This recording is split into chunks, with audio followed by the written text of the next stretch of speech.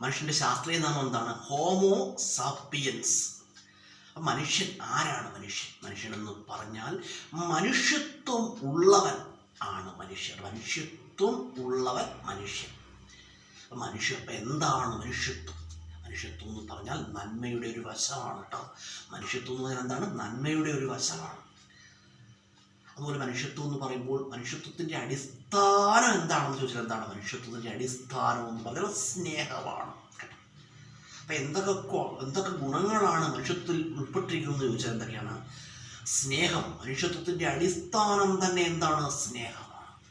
അതുപോലെ കാരുണ്യത്തിന് മറ്റൊരു പേരുണ്ട് ദയയും കാരുണ്യവും ഒന്നാണ് കേട്ടോ. ദയയും കാരുണ്യം അതെന്താണ്? മനുഷ്യത്വത്തിൻ്റെ മറ്റൊരു മുഖമാണ്. അതുപോലെ സത്യസന്ധത അതും മനുഷ്യത്വത്തിൻ്റെ മറ്റൊരു മുഖമാണ്. അപ്പോൾ സ്നേഹമൊന്നും ഞാൻ പറഞ്ഞു നമുക്ക് എല്ലാവരോടും കോമണായൊരു സ്നേഹം കേട്ടോ. ഉദ്ദേശിച്ചത് എല്ലാവരും ഇപ്പോൾ ഒരു സഹജീവിയാണെന്നൊരു സ്നേഹം നമുക്ക് എല്ലാവരോടും ഉണ്ടായിരിക്കണം. എല്ലാ മനുഷ്യരോട് മാത്രമല്ല എല്ലാ ജീവജാലങ്ങളോടും നമുക്ക് അങ്ങനെ ഒരു സ്നേഹം ഉണ്ടായിരിക്കണം കേട്ടോ. അതുപോലെ നമ്മൾ മനസ്സിലാക്കേണ്ട ഒരു കാര്യമാണ്, നമ്മൾ ശത്രുത മനസ്സിൽ വെച്ച് പുലർത്താൻ പാടില്ല. നമ്മൾ ഒരിക്കലും നമ്മുടെ മനസ്സിൽ വെച്ച് പുലർത്താൻ പാടില്ല. ശത്രുത മനസ്സിൽ വെച്ച് പുലർത്തിക്കഴിഞ്ഞാൽ ശത്രുത എന്ത് ചെയ്യുന്നു? മനുഷ്യൻ്റെ ഉറക്കത്തെ നശിപ്പിക്കുന്നു എന്നാണ്. ശത്രുത മനസ്സിൽ വെച്ച് പുലർത്തിക്കഴിഞ്ഞാൽ ആ മനുഷ്യന് ഉറക്കമില്ലാതാകുന്നു. പ്രധാന പോയിന്റാണ്. അതുപോലെ തന്നെ മനുഷ്യൻ്റെ മാനസിക ആരോഗ്യത്തെ തകർക്കുന്നു. മാനസികാരോഗ്യം തകരുന്നത് വഴി അയാളുടെ ശാരീരിക ആരോഗ്യവും തകർന്നു പോകും. അതുകൊണ്ട് എന്ത് പാടില്ല?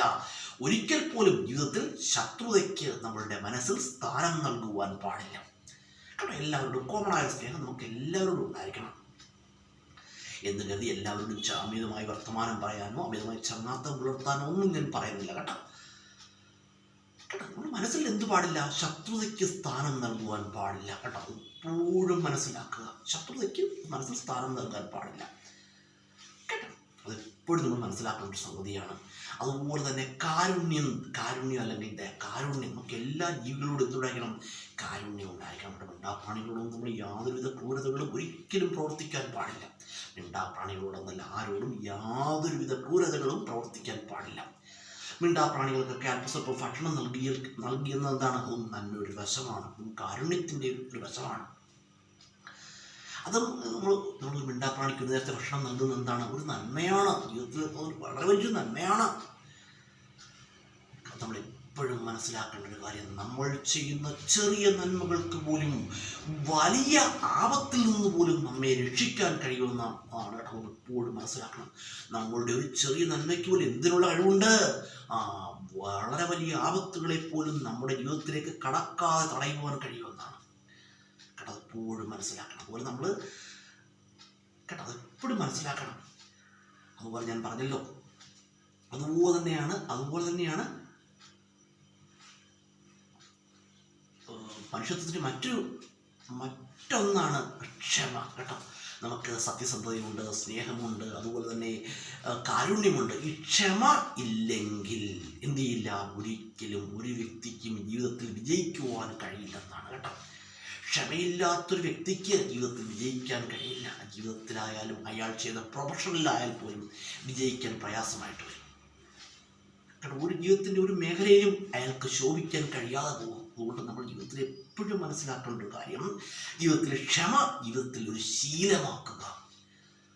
ദേഷ്യത്തെ ജീവിതത്തിൽ നിന്ന് ഒഴിവാക്കുക. ദേഷ്യത്തിനോ ശത്രുതയ്ക്കോ അഹന്തയ്ക്കോ അല്ലെങ്കിൽ അഹങ്കാരത്തിനോ ഒന്നും നമ്മളുടെ മനസ്സിൽ യാതൊരുവിധ സ്ഥാനവും നൽകാൻ പാടില്ല കേട്ടോ.